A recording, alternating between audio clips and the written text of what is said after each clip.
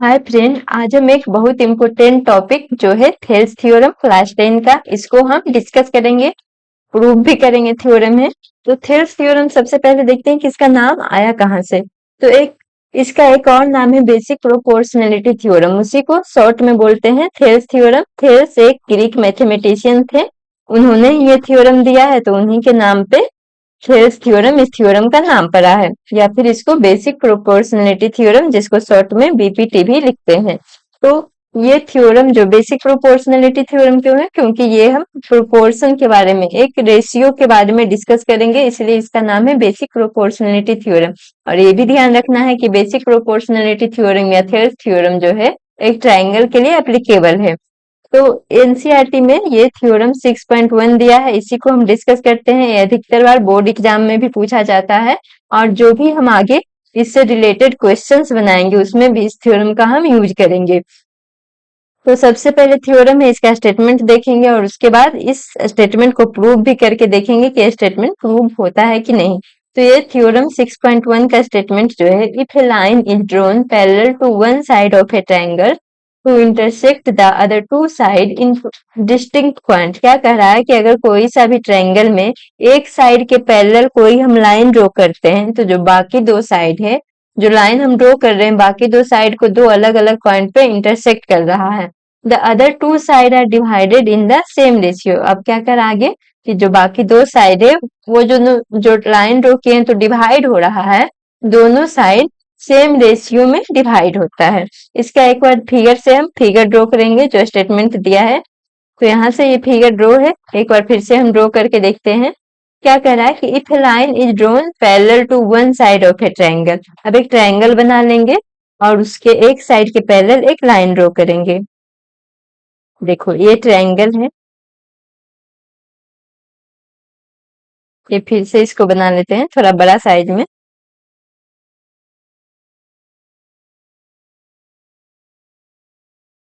देखो ये ट्रायंगल है।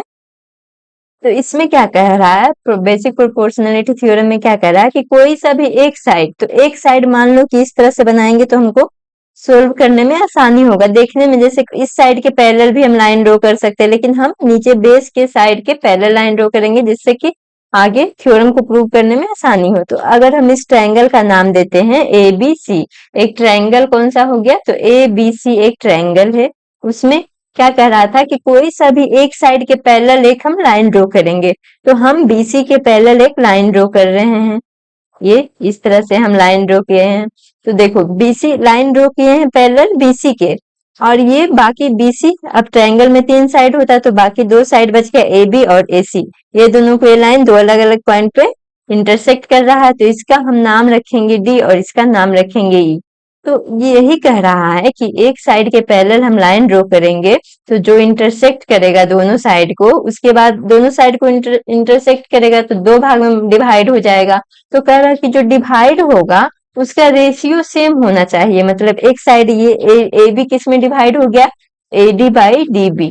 दोनों साइड जो डिवाइड हो रहा है उसका रेशियो सेम होना चाहिए, ए ई बाई ई सी, ये होना चाहिए।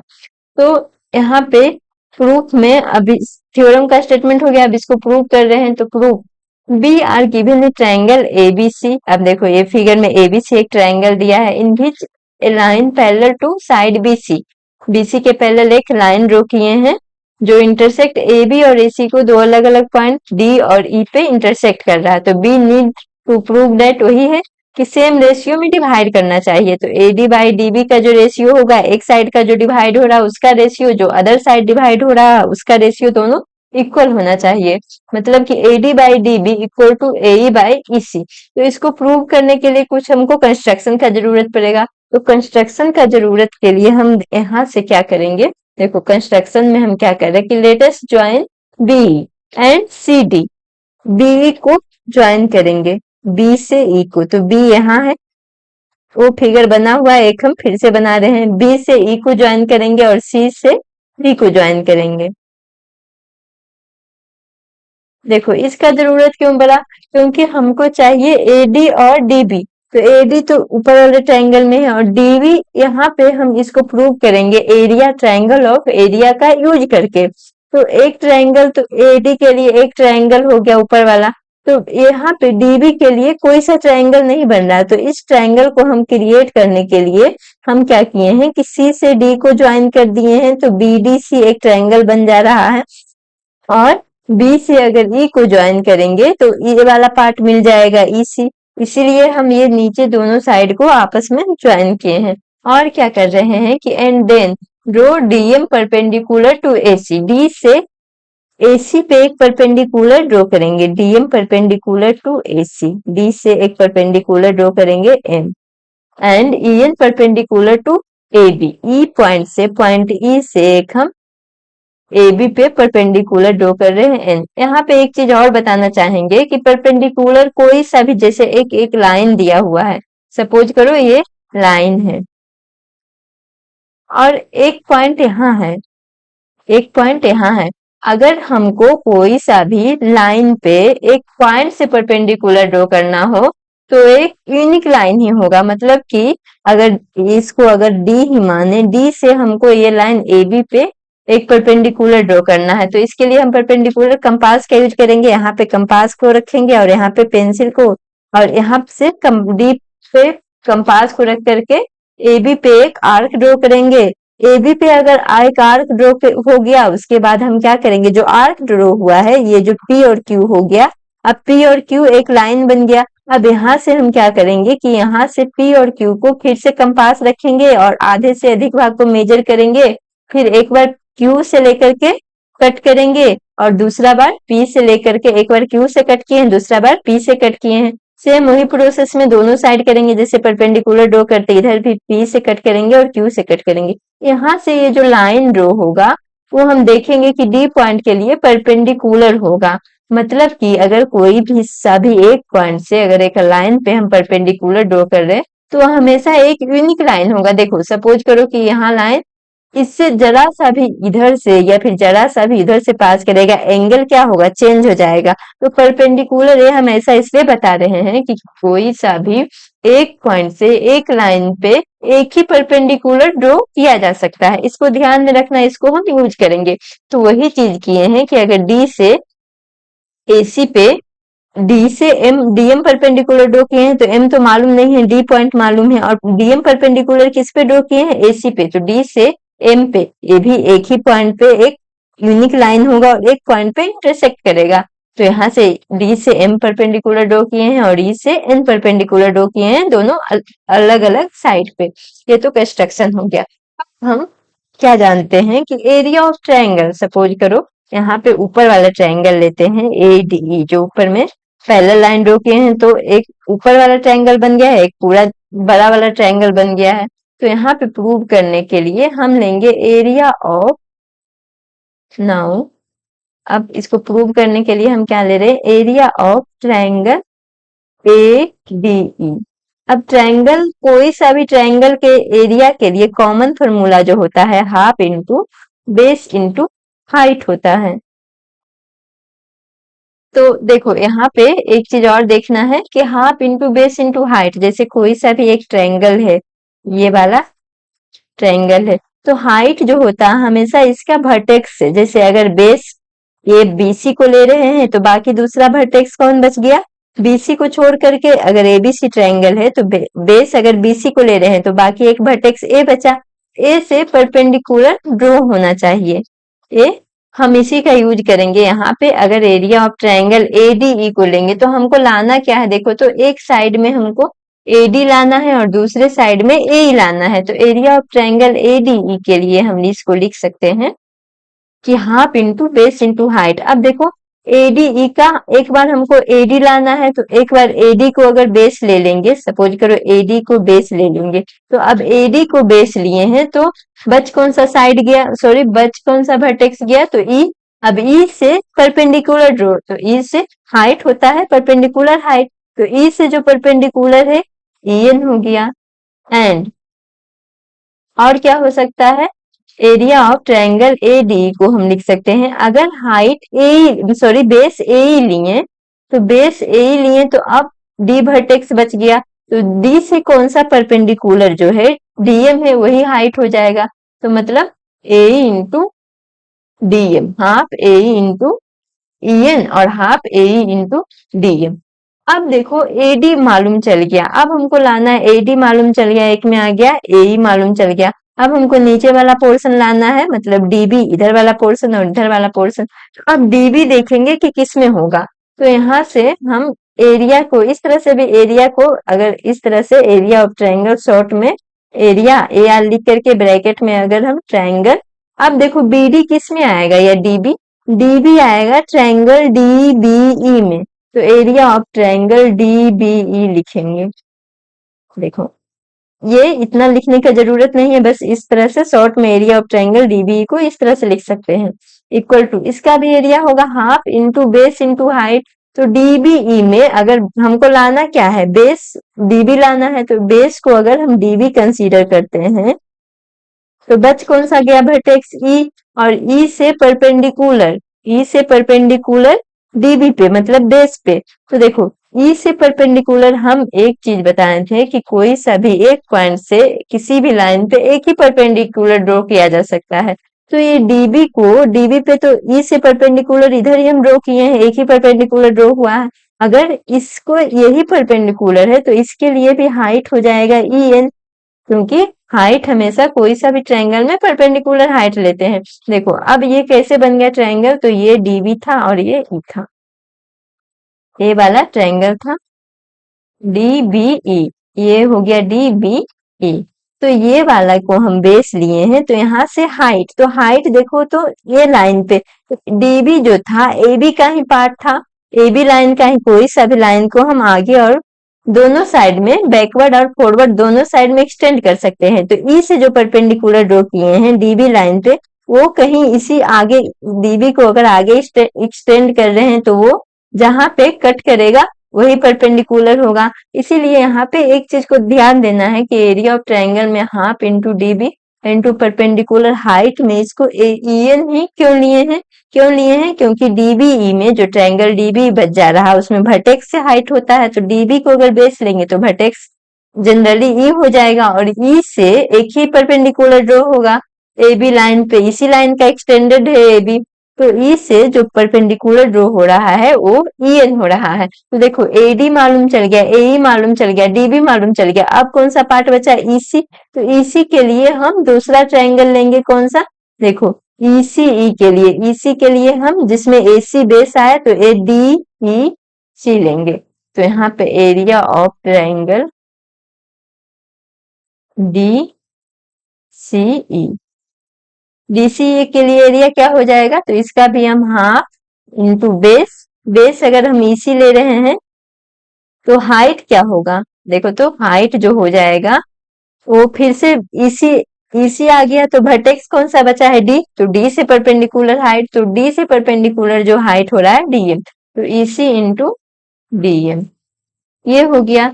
अब हम क्या कर रहे हैं कि एरिया ऑफ, देखो तो यहां से लग रहा है कि एक में ईएन आ रहा है, अगर एरिया ऑफ ये दोनों को डिवाइड कर देंगे ट्रायंगल डीबी एडी और एरिया ऑफ ट्रायंगल डीबी, तो ईएन कट जाएगा, हाफ हाफ कट जाएगा, एडीबी बाई एई डीबी बचेगा, और यहाँ पे हाफ इसी इसी डीएम कट जाएगा, एई बाई इसी बचेगा। तो इसको हम लिख सकते हैं, अब क्या करेंगे कि area of triangle ADE by area of triangle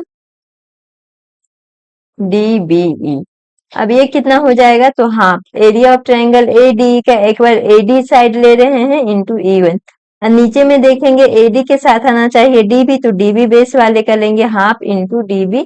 देखो एक बार DBC ले, DBE सॉरी DBC नहीं DBE, तो यहाँ पे DB वाले को ले रहे हैं इसलिए ऊपर में एरिया तो एडी का दोनों सेम ही रहेगा, मतलब इसके लिए भी एक बेस ए लेंगे तो ए हो जाएगा और एक बेस ए लेंगे, तो यहाँ पे ध्यान रखना है कि किस में कौन सा ले, तो अगर डीबी को ले रहे हैं तो एडी वाले को लेंगे, तो यहाँ पे half into DB into E N, तो यहाँ से देखो तो एडी बाई डीबी बच गया। और क्या, अगर हम again area of triangle ADE by area of triangle DCE,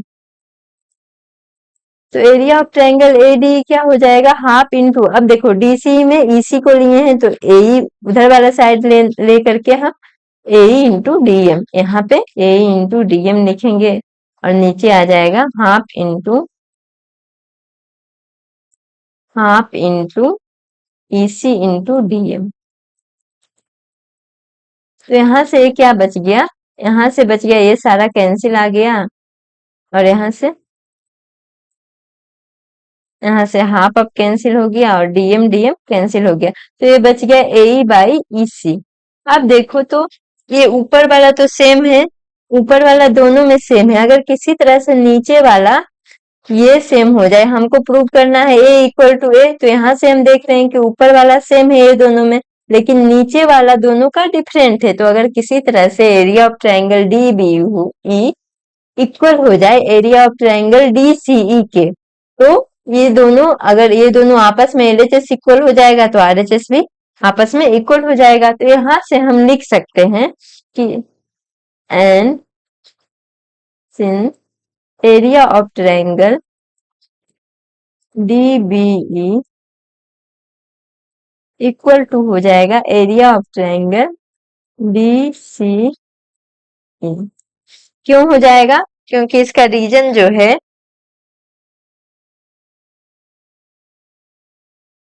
अब दोनों ट्रायंगल का एरिया इक्वल क्यों होगा, क्योंकि यहाँ पे हम लिखेंगे इसको ब्रैकेट में, बिकॉज ये दोनों एरिया सेम क्यों हुआ, because triangle DBE and triangle BCE are on same base. Same base कौन सा, बेस कौन सा, दोनों का सेम है तो डी, and between are and between same parallel line, parallel line कौन सा हो गया, तो एक BC था और एक D था। देखो ये दोनों एरिया क्यों इक्वल हुआ, क्योंकि जो ये दोनों ट्रायंगल था DBE और DCE, अब यहाँ से देख रहे हैं DBE कौन सा ट्रायंगल हो गया, तो DBE ये वाला ट्रायंगल हो गया, और दूसरा ट्रायंगल जो है DCE, तो DCE कौन सा ट्रायंगल हो गया, ये वाला DCE। तो यहाँ से देख रहे हैं कि दोनों सेम बेस, मतलब दोनों एक ही बेस पे ट्रायंगल बना हुआ, मतलब दोनों में एक साइड कॉमन है, बेस कॉमन है, और क्या है कि एक BC जो है D के पैरेलल है और दोनों सेम पैरेलल लाइन के बीच है, इसलिए दोनों का एरिया जो इसके अंदर बेस सेम है और पैरेलल लाइन सेम के बीच है, तो एरिया इक्वल होगा। अब इसको भी समझ लेते हैं कि एरिया क्यों इक्वल होगा, क्योंकि कोई सा भी ट्रायंगल, अब हम जानते हैं कि दो पैरेलल लाइन, अब इसको दो पैरेलल लाइन है, सपोज करें कि ये दो पैरेलल लाइन है, अब हम बेस को ये नीचे से बनाते हैं, अगर बेस को हम सेम रखें, बेस को अगर हम सेम रखें और ट्रायंगल बनाएं, बेस को सेम है और ट्रायंगल हमेशा यही दोनों पैरेलल लाइन के बीच बनना चाहिए, तो बेस हमेशा यही होना चाहिए और ट्रायंगल अलग अलग हो सकता है, या फिर, तो देखो एरिया ऑफ ट्रायंगल क्या होता है, half into base into height, तो बेस तो सब में सेम है, बेस क्या है, सेम है, और हाइट जो होता है ट्रायंगल में परपेंडिकुलर डिस्टेंस होता है, इस ट्रायंगल का परपेंडिकुलर डिस्टेंस, इस ट्रायंगल का परपेंडिकुलर डिस्टेंस और इस ट्रायंगल का परपेंडिकुलर डिस्टेंस, सारा का परपेंडिकुलर डिस्टेंस हाइट होता है। तो अब यहाँ पे देख रहे हैं कि जो सारा ट्रायंगल का हाइट है, सारा ट्रायंगल सेम पैरेलल लाइन के बीच है, तो हम हमेशा जानते हैं कि पैरेलल लाइन के बीच का जो डिस्टेंस होता है हमेशा सेम होता है, तो यहाँ पे कोई सा भी ट्रायंगल में तो हाइट ये डिस्टेंस ही दे रहा है, जो पैरेलल लाइन के बीच डिस्टेंस है, ये वाला परपेंडिकुलर हाइट हमेशा ये दोनों के बीच का डिस्टेंस होगा, तो ये दोनों के बीच का डिस्टेंस होगा जो हमेशा सेम रहेगा। तो कोई सा भी ट्रायंगल का अगर बेस सेम है तो हाइट भी पैरेलल लाइन के बीच बना है, सेम पैरेलल लाइन के बीच बना है, तो हाइट भी सेम ही रहेगा। देखो तो एक ये तीनों ट्रायंगल, एक नीचे वाला पैरेलल लाइन है, एक ऊपर वाला पैरेलल लाइन, यही दोनों के बीच में बना हुआ है, तो इसी का यूज करके हम लिख सकते हैं कि area of triangle DB equal to area of triangle DC, अगर इसको इक्वेशन 1 माने और इसको इक्वेशन 2। तो यहां से हम लिख सकते हैं area of triangle ADE by area of triangle DBE। ये कितना आया था फ्रॉम 1, ये आ गया था AD by DB, and from 2 में जो एरिया ऑफ ट्रायंगल DBE है और एरिया ऑफ ट्रायंगल DC दोनों इक्वल है, तो यहाँ पे हम रखेंगे area of triangle ADE by area of triangle DCE के जगह पे हम क्या रखेंगे, DBE ही रखेंगे, क्योंकि एरिया सेम होगा, दोनों सेम है, तो equal to AE by EC। तो यहाँ से देख रहे हैं, इसको इक्वेशन 3 मान लो और इसको 4। और ये क्यों हुआ, क्योंकि area of triangle DBE equal to area of triangle DCE, दोनों का एरिया सेम है। तो यहाँ से देख रहे हैं कि दोनों का 3 और 4 में देखे, दोनों का RH LHS सेम है। AD यहाँ पे भी AD भी, कोई सा भी एक ट्रायंगल के लिए बेस कुछ भी हो लेकिन एरिया हमेशा सेम रहेगा। तो एरिया AD का एरिया जितना बेस AD लेकर के होगा उतना ही बेस AE लेकर के भी होगा। तो ये दोनों ऊपर वाला तो सेम रहेगा, अब नीचे वाला भी सेम हो गया। तो यहाँ से हम लिख सकते हैं कि from 3rd and 4th AD by DB equal to AE by EC, और इसी को प्रूव करना था। तो यहाँ पे ये प्रूव्ड होता है, ये थ्योरम 6.1 यहाँ पे कंप्लीट होता है। इसलिए इसको अच्छे से रिवाइज कर लीजिएगा, और अगर कुछ नहीं समझ में आया तो एक बार फिर से हम इसको रिपीट कर देते हैं शॉर्ट में, ताकि समझ में आ जाए। देखो, ये थ्योरम क्या कह रहा था कि कोई सा भी ट्रायंगल का किसी एक साइड के पैरेलल एक लाइन ड्रॉ कर रहे हैं, तो बाकी दोनों साइड को कट करेगा दो अलग अलग पॉइंट पे। तो जो दोनों बाकी दोनों साइड को जो कट किया है, तो वो दोनों साइड दो दो भाग में डिवाइड हो रहा है। तो दोनों का रेशियो जो है, दोनों साइड जो डिवाइड हुआ है वो सेम रेशियो में डिवाइड होगा। ये थ्योरम का स्टेटमेंट था। अब हम इसको प्रूव कैसे किए हैं, तो एक में AD लाना था, एरिया ऑफ ट्रायंगल का यूज करके प्रूव करना है इसको। तो एरिया ऑफ ट्रायंगल AD तो मालूम था कि एक एरिया पे है, DB नहीं मालूम था एक एरिया मतलब कि ट्रायंगल कैसे बनेगा। तो यहाँ पे DB को बेस मानने के लिए हम D से C को मिला दिए और B से E को मिला दिए हैं, और परपेंडिकुलर ड्रॉ किए हैं D से M को और E से N पे। तो यहाँ से परपेंडिकुलर ड्रॉ किए हैं। तो अब हम एरिया ADE का हम दो तरीके से लिख सकते हैं, हाफ इंटू AD इंटू, एक बार AD को बेस लेंगे तो जो E से बच गया वर्टेक्स E, तो E से परपेंडिकुलर को हम हाइट मानेंगे, और जब A को बेस लेंगे तो D से परपेंडिकुलर को हम हाइट मानेंगे। तो वही चीज यहाँ पे लिखे, half into AD into EN और half into AE into DN। अब नीचे वाले DB को लेने के लिए ये DB ट्रायंगल में लेंगे, तो ये हाफ इंटू बेस हो जाएगा DB। अब हाइट E से, तो E से हमें यहाँ पे एक चीज और बताया है कि कोई सा भी एक पॉइंट से एक लाइन पे एक ही परपेंडिकुलर ड्रॉ होता है। तो E से हम परपेंडिकुलर AB पे किए हैं ड्रॉ EN, और DB जो है AB का ही पार्ट है, इसलिए यहाँ पे भी हाइट में जो DBE का हाइट होगा half into DB into EN हो जाएगा। इसी तरह से एरिया ऑफ DCE EC लाने के लिए DC ट्रायंगल में लेंगे, तो इसका एरिया हाफ इंटू EC, बच गया वर्टेक्स D, तो D से परपेंडिकुलर हम पहले ही ड्रॉ किए हैं DM, तो half into EC into DM हो गया। अब ये दोनों को AD बाई DB लाने के लिए एक को डिवाइड किए हैं और दूसरे को अलग अलग डिवाइड किए हैं। तो यहाँ से आ गया AD बाई DB।